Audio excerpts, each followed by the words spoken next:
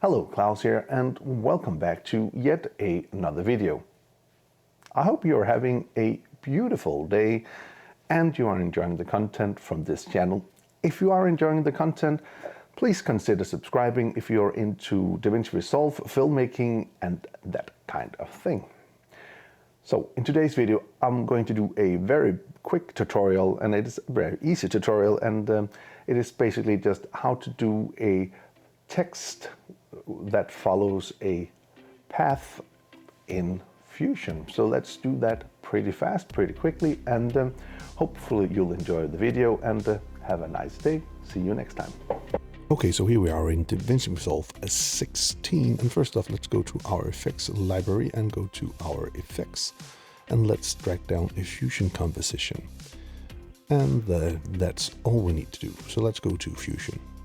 Okay, and here in Fusion we have our media out. So we're going to use a background, we are going to use a piece of text, and a merge node. So let's just combine these things together. We are going to put the merge node into the output, and we are going to take the background into the background, and then we are going to take the text into the foreground, like so. And then we'll just select the text and we'll write in some text. So let's write learn Davinci, or just learn Resolve. Okay, and we'll just change the font to Homer. I seem to like that one. We'll not do too much about that. We'll just make it a little bit smaller, something like so, like that. And now let's go over here to this layout here. And in the type, we're going to change that from point into path. And now we can simply just draw a shape. First off, I'm going to close down the first window here. So I'm only having one window to work with. So let's just draw in a shape we want. And as you see now, the shape or the text are following that shape or that path we are making. So remember to close off the path, because if you're not doing so, you can see it will just continue. And I don't want to do that, so I want to close it off. You can do that by either pushing Shift N or just click here at this icon. So now it's closed off. And if we go down to position on path, we'll just go to the beginning here.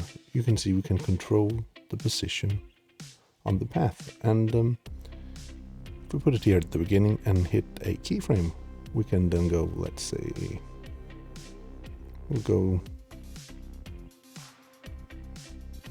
let's say around here, 48 frames in, and then we want it to be passed by.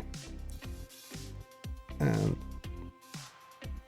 that's basically what you do. But now I do believe that the text is moving rather fast.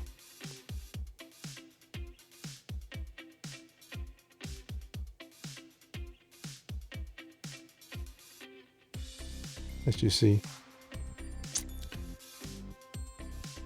So the way to change that would be to go to change the keyframes, of course.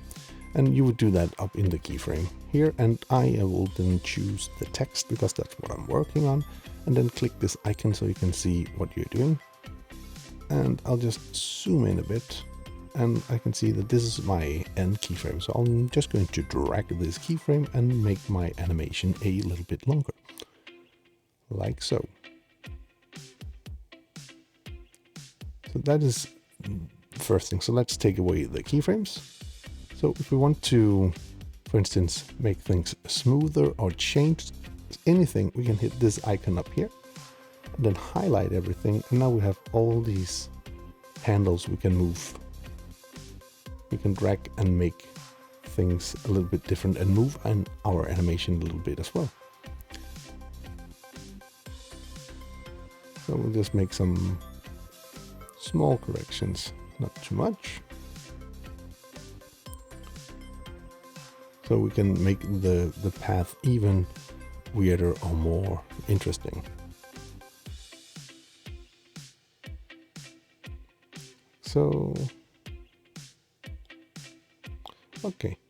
And when we're done, we can hit this icon beside or push a Shift N. So here we have our text moving on a path. Okay, so if we then wanted to add some motion blur into the thing, we'll need to go into our merge node and then go here to the end. And then we have our motion blur settings down here. And then we can, for instance, in this case, it is a lot of motion blur. So we can change our shutter angle and push that down quite a bit to make the motion blur a little less, and then we can just raise the quality of the motion blur as well. So there we have a text moving with motion blur following a path. Anyway, I do hope you found this video useful. If you did, please hit that subscribe button, give the video a like, share it with your friends if you think it will help them out. And if you want to be notified every time there's a new video on the channel, please hit that bell icon down in the corner. Until next time, keep filming, keep learning, and keep sharing.